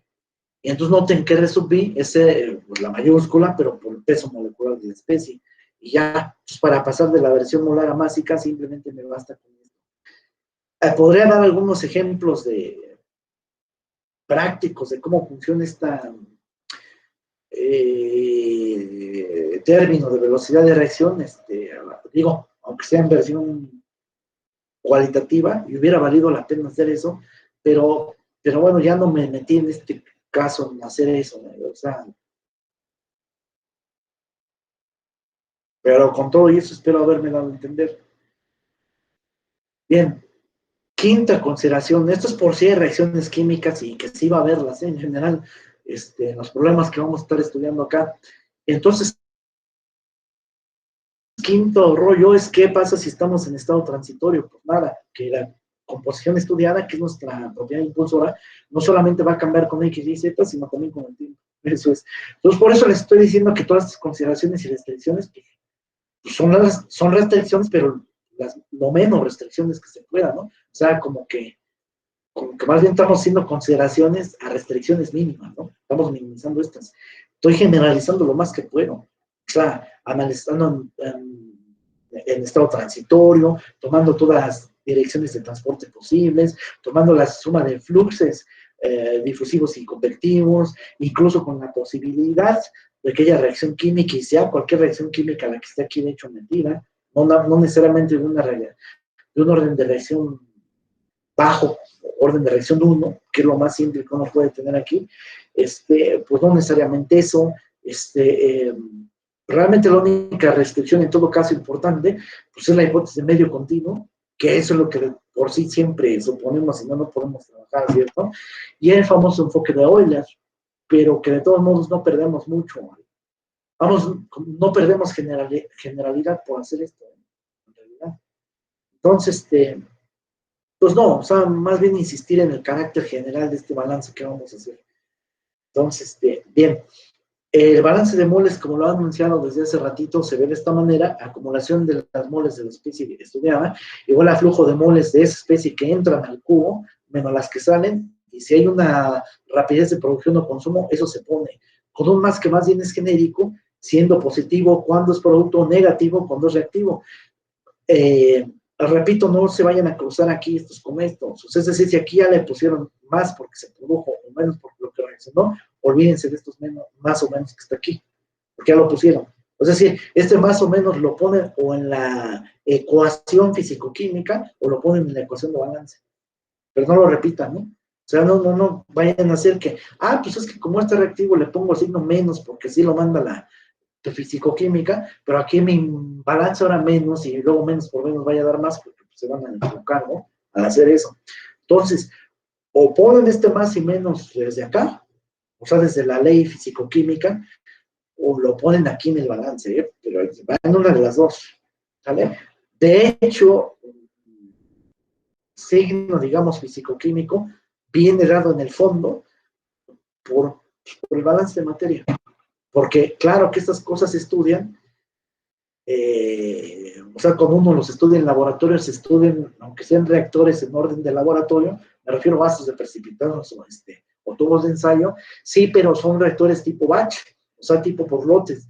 Entonces, lo que pasa es que si la buscan en sus libros de fisicoquímica, van a decir que RI es la derivada de CI con respecto al tiempo. Y eso no es cierto.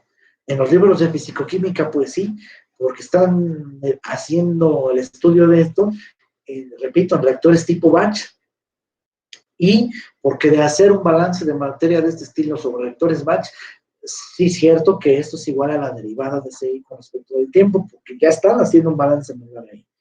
Pero en otro tipo de reactores, por ejemplo, de tipo flujo-pistón, pues eso no es cierto, porque en los reactores de tipo flujo-pistón no hay acumulación. Y es que la derivada de CI en el tiempo es un término acumulativo. Es decir, en un batch no hay ni entradas ni salidas, sino que esta rapidez RI, pues aquí la tienes, y de este lado es la derivada de CI con respecto al tiempo, y por eso es que esta cosa queda igual a la derivada. Entonces, por eso te la presentan en química, como que, sí, esta rapidez de de hecho se calcula como la derivada de CI con respecto de T. A ver, espérate, pero es que esto vino del balance que estás haciendo sobre los reactores que ahí típicamente utilizas, que son batch de laboratorio, ¿no? Pero no es que vaya por definición que esto sea la derivada, eso no es cierto. Eso de que esto es igual a la derivada es consecuencia de haber hecho un balance sobre un match, ¿vale? Bueno, eso lo aclaro aquí, ¿eh? Entonces, y todo eso nada más para decir que más o menos o lo jalan de aquí para acá, o aquí mismo lo ponen, o como quieran, pero no repetir doblemente eso, ¿eh? Muy bien. Entonces, ahora sí hacer su balance. Con X apuntando positivamente a la derecha, Y apuntando positivamente hacia arriba, Z apuntando positivamente hacia afuera, y entonces poner todos los fluxos de difusión y convección en todas las direcciones. Pues en dirección X, actúa sobre la cara de la izquierda a la entrada, y salir es poner una flecha horizontal en la dirección de transporte, ¿cierto? Difusiva y convectiva, actuando sobre una cara que es perpendicular a esa dirección, pero en la posición X más delta de X, porque es salida. Lo mismo vamos a hacer con Y. La dirección del flux va en Y, de abajo para arriba, porque así va la posición aquí indicada. La parte de la fondo es entrada, la superficie de arriba, la tapa, pues es salida, y entonces esto está ubicada a la altura Y arbitraria, y esta a la altura Y más delta de Y, porque esto mide delta de Y. Y lo mismo para Z, el fondo, entonces la entrada, lo que quede, la cara que queda más pegada a ustedes, pues sería la salida, esto ubicado en el fondo a una posición Z arbitraria, y la salida a Z más delta de Z, y entonces poner ahí el flux en esas direcciones. Aunque recuerden, en realidad no quieren calcular fluxes, sino más bien flujos. Siempre los flujos en términos de fluxes. Aquí haría falta entonces multiplicar por el área de la superficie sobre la cual está actuando este MA de X. La superficie sobre la cual está actuando es una que es afín a la dirección JY, nada más que es este pedacito, nada más. Pues quiere decir que el área de eso, pues es delta de Z por delta de Y eso lo ponen aquí multiplicado. También aquí, delta de Y por delta de Z, que son las deltas justamente que no involucran a la dirección de transporte, vean. Entonces, como aquí flux va en dirección Y, pues entonces ya es de esperar que aquí multiplica por delta de X, delta de Z, ¿no? Y aquí también, delta de X, delta de Z, y en el otro caso, pues por delta de X, delta de Y, para obtener flujos, ¿no? Muy bien. Entonces estamos viendo cómo queda el balance Y es que este balance lo voy a presentar por primera y única vez, porque entonces ustedes, a partir de este momento y en adelante, pues ya no van a tener que hacer estos balances, porque ya fueron hechos. Entonces ya nada más estos balances más bien se presentan en una tablita, versión rectangular, que es la que vamos a obtener, versión cilíndrica, que es la que van a buscar ustedes, que no obtener, pero sí buscar, y versión esférica, que también la van a buscar ustedes, ¿cierto? Y ya, o sea, ya nada más es entonces sacar la tabla esa, y entonces aplicarlo sobre el problema que lo quieran aplicar, y cuando sea el caso, si el problema es muy simple, pues expresar ahí términos y se acabó, ¿no? O sea, no tienen que volver a hacer ya más balances aquí. Con este enfoque ya no, porque ya ese balance genérico fue hecho. ¿Vale? Bien, entonces, y es lo que estamos haciendo justo ahora, ¿no? Entonces, por eso les digo, esto de hacer todo este rollo es primera y única vez que lo hago. Después ya nada más voy a jalar el resultado y ya aplicarlo directamente a los problemas y se acabó, ¿no? Entonces, fíjense, acumulación como siempre. Pues entonces la variación de moles de la especie que están estudiando que sigue encima con respecto al tiempo. Pero hay que escribir eso en versión intensiva. Bueno, entonces eso hace la concentración de I por el volumen, o sea, de fluido contenido aquí, pero ese volumen, como rellena todo el cubito, pues entonces el volumen del cubito, o sea, del elemento de volumen, y ese se calcula como delta de X, delta de Y, delta de Z, todos estos espesores independientes del tiempo, por eso salen de la derivada, y así queda la cosa, ¿no? También a su vez, se puede escribir como la densidad molar de la mezcla C, multiplicada por la composición XY, y si C era una constante, pues la pudieran sacar, y si no, pues ahí se queda, ¿no? O sea, C por XY se acabó. Ahora sí, todas las entradas, que es poner todos los fluxos. Bueno, aquí puse de A, ¿no? Pero en realidad es de I, porque estamos haciendo para la especie I, ¿no? Pues ahí también le corrigen, ¿eh? Fíjense, hasta ahorita caigo que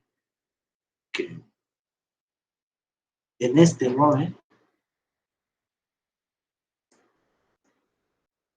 Entonces es NI, ¿eh?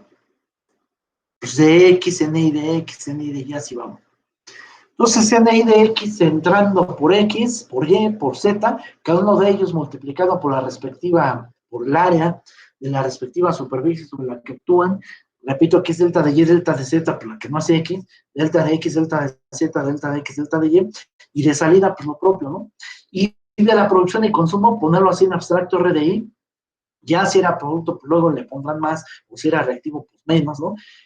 Pero genéricamente, pues más, y como este es un término volumétrico, pues multiplicado por el volumen, porque acuérdense que las unidades de este es moles de I, entre segundo, entre volumen.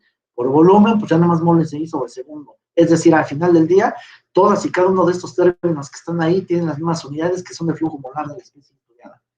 Luego, todas esas se ponen en el balance, ¿no? En el balance. Acumulación, igual entradas menos salidas, pero en esas entradas menos salidas factorizaron un signo menos. Como este menos está factorizado, ahora se van a ver salidas menos entradas, porque menos ya factorizó.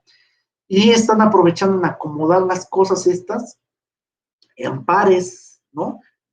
O sea, en una resta de pares de términos, donde están distribuyendo al área de sección transversal común. Aquí estoy poniendo, entonces, a la contribución de salidas menos entradas en dirección X, que están actuando ambas sobre un área que es común, ¿no? Digo no porque las superficies lo sean, pues obviamente una cosa es hablar de la tapa de la izquierda y otra de la derecha, pero como finalmente ese es un cubo, entonces las áreas coinciden de entrada y de salida, y eso es lo que me ha permitido aplicar distributividad aquí y también acá y en todas, ¿no? Entonces aplico eso y ahora hago todo este balance entre, como siempre, entre el volumen del elemento del volumen que es este. Entonces al hacer este, términos comunes anulan, y entonces en la parte donde está la resta de fluxes, pues sobreviven los términos que no se anularon, ¿no? En este caso, pues sobrevive delta de x, en este delta de y, en este delta de z, y claro, ahora vamos a tomar un límite sobre esta ecuación, no uno, de hecho tres. O sea, límite cuando delta de x tiende a 0, delta de y cuando tiende a 0, delta de z cuando tiende a 0, es decir, cuando el cubo se transforma en un punto, y en un punto, las propiedades de izquierda a derecha, de abajo a arriba, o de fondo hacia la parte externa, pues esencialmente tienden a ser las mismas, o sea, todo tiende a ser una constante, ¿no? Entonces quiere decir que en el límite, esta es una constante, en el límite, esta es otra constante, y en el límite, con respecto a, primero delta de x, ¿no? Pues resulta que esto tienden a ser los mismos, entonces tendería a 0, lo de abajo también a 0, en el límite sí está permitido hacer algo que tiende a 0 entre 0, particularmente si eso está definido, y aquí sí va a estar definido, y es hecho la derivada parcial de y con respecto de x, y a esa derivada parcial, cuando le aplican los otros dos límites, ya no le haces nada a esa parcial, queda como parcial. Igual aquí, entonces sería la derivada parcial de NI con respecto de y cuando le aplica los otros dos límites, nada le haces ya a esa parcial, porque esa parcial es una medida local o puntual, ¿no? Entonces ya las otras deltas a 0 ya no le afectan, pues.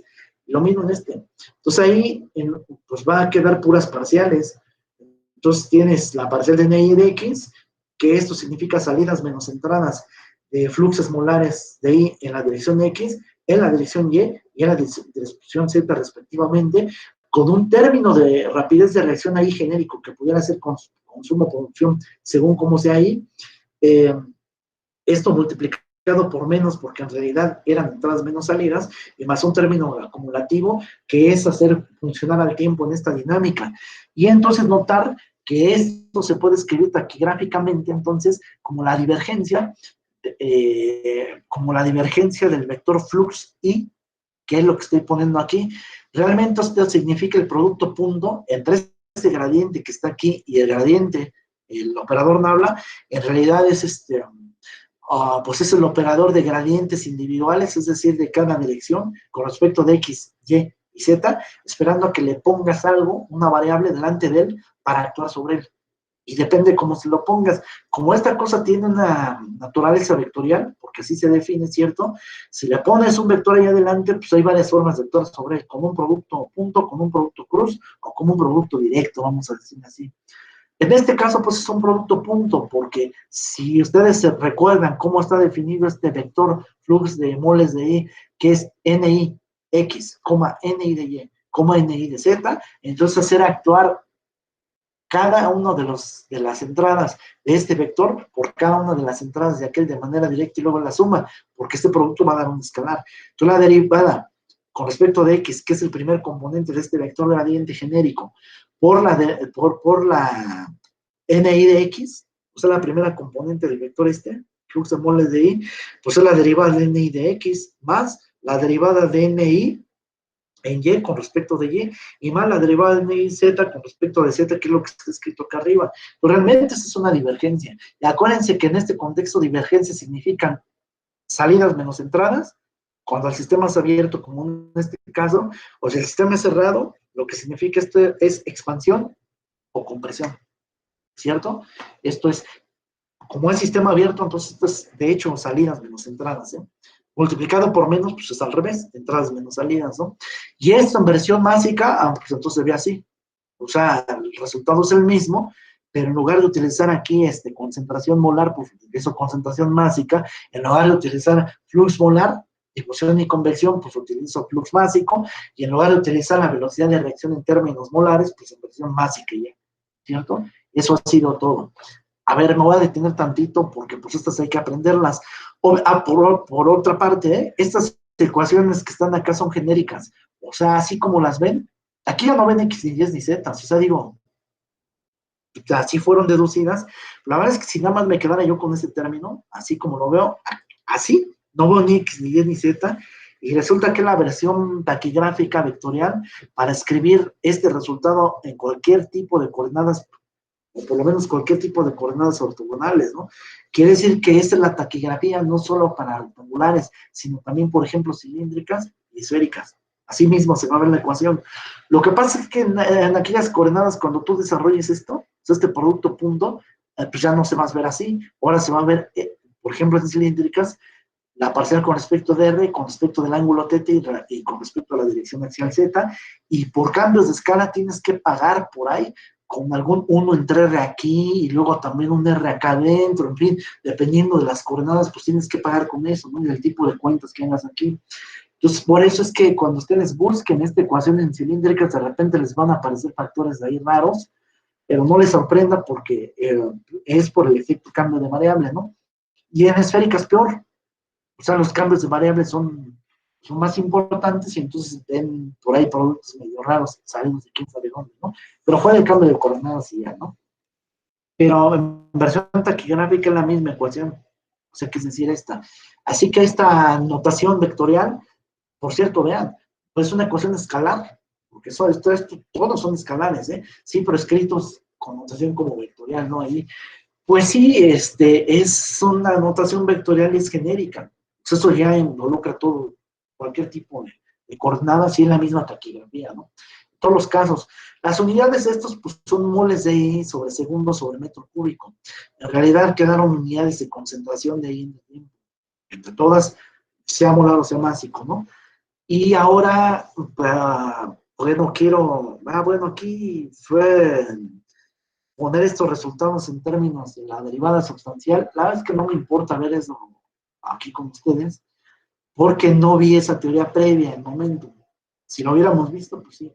Pero como no, entonces vamos hasta la siguiente observación. De todo no es relevante esto que estoy diciendo acá, ¿eh? Échenle una leída si quieren, pero no es relevante de todos modos para ustedes. Son para efectos aplicativos, no. ¿Vale? Bien, entonces vámonos a la última ecuación que vimos. Esto.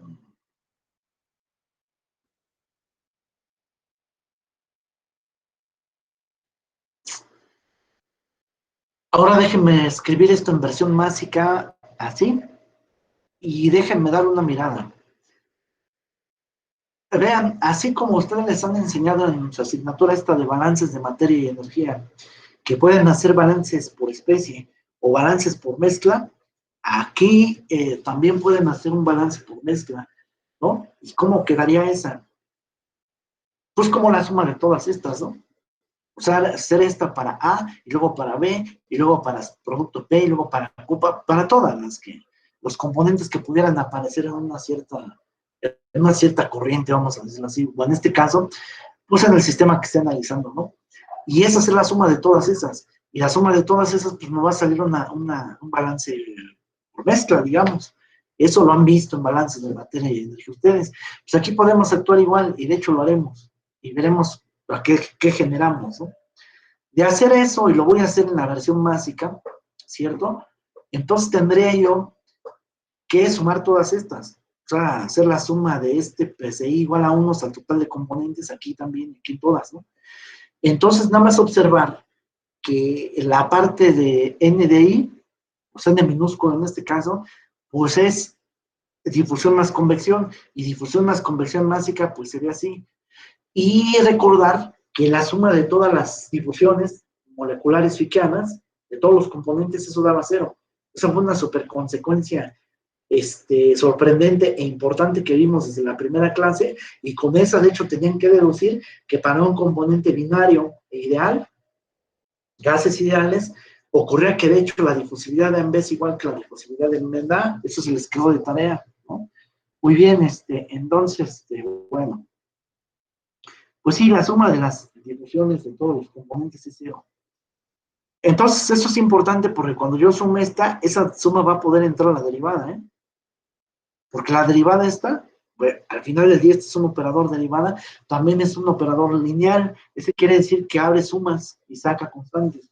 Y el abrir sumas quiere decir que una derivada de una suma es la suma de derivadas. O al revés, como lo voy a hacer ahora aquí, que la suma de derivadas es la derivada de la suma, ¿no? Entonces, pues hacia allá voy, ¿no? Vean, por otra parte, la balance de masa, las reacciones, pues, químicas, respetan masa, respetan kilogramos, no respetan moles. Es decir, si ustedes se acuerdan bueno, de la ecuación de reacción, ¿no? Que manejé aquí genérica, que A veces A da a B más B veces B, da lugar a P veces P más Q veces Q. O sea, los reactivos A más B con sus respectivos coeficientes estequiométricos dan lugar a P más Q, los productos con sus respectivos coeficientes estequiométricos, pues si revisan ahí esos coeficientes no tienen por qué ser iguales. Es decir, la suma de moles que reaccionaron no tienen por qué ser la suma de moles que se produjeron. Nada más piensen en la reacción de hidrógeno más oxígeno que da agua, balanceen eso y verán cómo las moles, digamos, de entrada de reactivos no son las que se producen de agua, ¿eh? Pero si hacen ese mismo balance estequiométrico en versión másico, entonces resulta que ahí sí se cumple. Es decir, las reacciones químicas sí conservan masa, ¿sale? Pero no moles. Pues quiere decir que si todas estas las sumo, ¿sale? Entonces, en términos de masas teóricas que están reaccionando, son iguales a las masas que se producen, pero como estamos hablando en términos de velocidades de reacciones, unas vienen con signo menos y otras con signo más.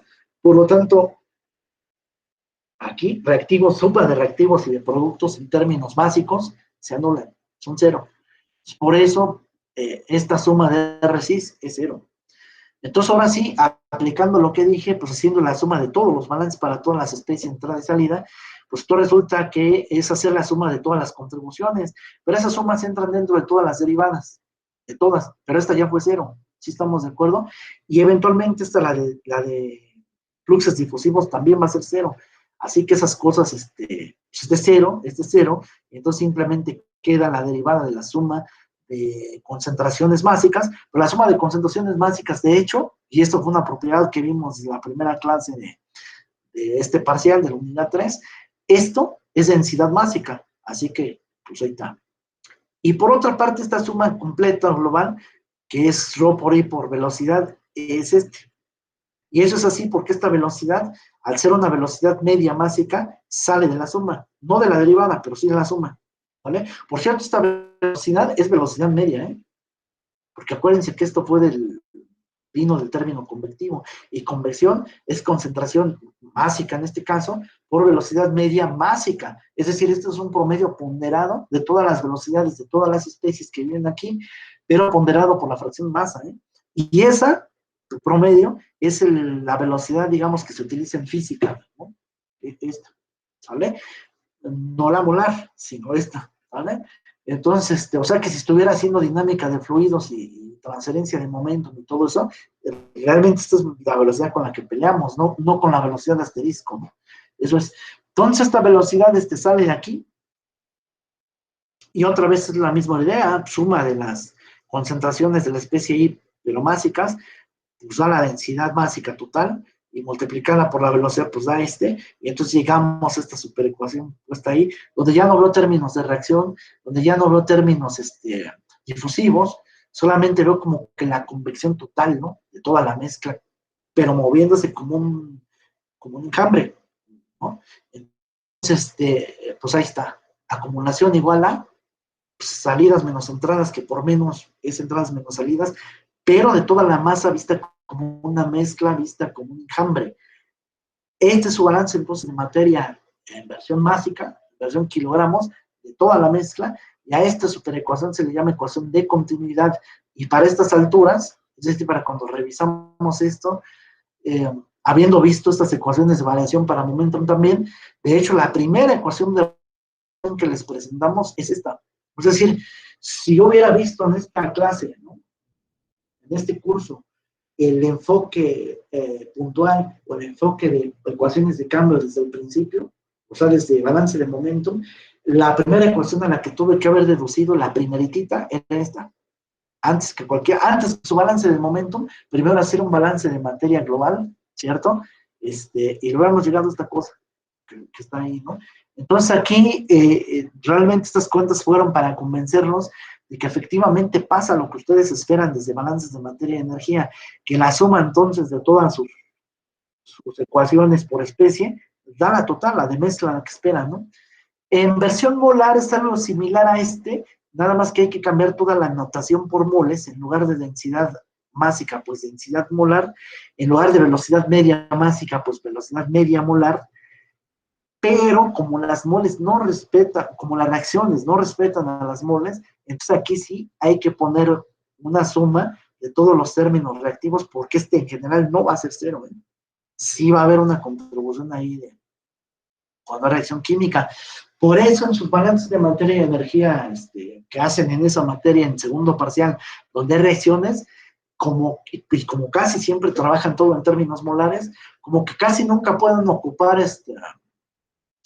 el balance total, digamos, el de mezcla, o cuando lo ocupan mal, porque suelen decir que nada más lo que entra es igual a lo que sale ya, ¿no? Y no es cierto. Pues hay un término, una contribución, digamos, global por reacción química que no necesariamente ven, ¿eh? Entonces, si fuera masa, pues sí, este término no va, pero si son moles, pues sí tienen que ir también en sus balances de allá, ¿eh?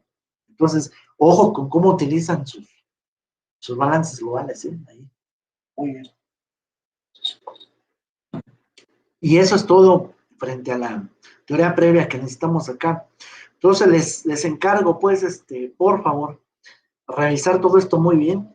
Si tienen dudas, pues entonces hacérmelas llegar, porque ya voy a utilizar mejor esta herramienta, ¿no? Es decir, lo que no quiero hacer es hacer más balances del mismo estilo, que hasta aquí además ya es medio ocioso. Si ya desde el segundo parcial por ahí alguna compañera me dijo algo así como que, oiga, profe, pero eso ya lo hicimos en el primer parcial, ¿no? Pues sí, lo hiciste para momentum, pero ahora hace falta hacerlo para energía y así.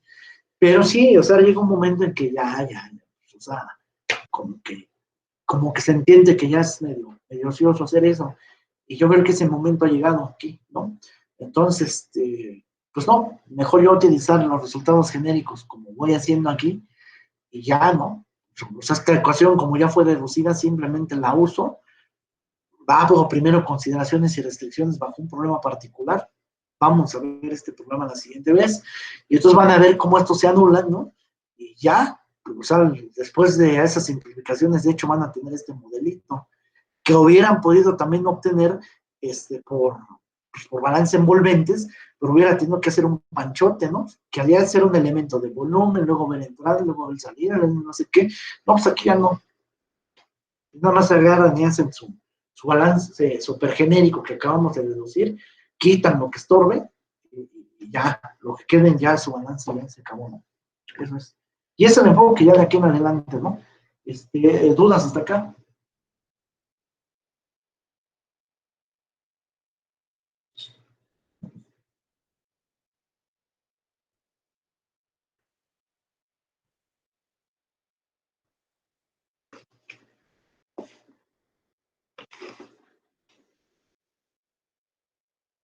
¿Sí todo el mundo va bien en esto?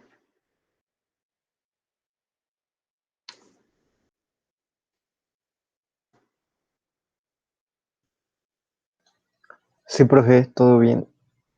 Entonces ya acabamos por hoy, ¿no? Entonces la próxima vez que nos veamos, que espero sea pues sí, ya el próximo martes, es para revisar el problema 2 y el próximo miércoles el 3, y sí, ya acabé, ¿eh? Con eso ya acabamos. Esencialmente. Ya los ejercicios, incluso numéricos, se los dejaré a ustedes y a lo mejor podemos hacer videocharlas ya vespertinas o a lo mejor dentro de una hora de clase, ya para ver dudas, pero es así. O sea, ya el resto de los ejercicios, ya ahora sí les toca a ustedes, ¿no? Eso es. O sea, como que la parte dura es la que estoy exponiendo acá, ¿no? Sí, díganme. ¿Tienen duda por aquí? ¿Qué pasó?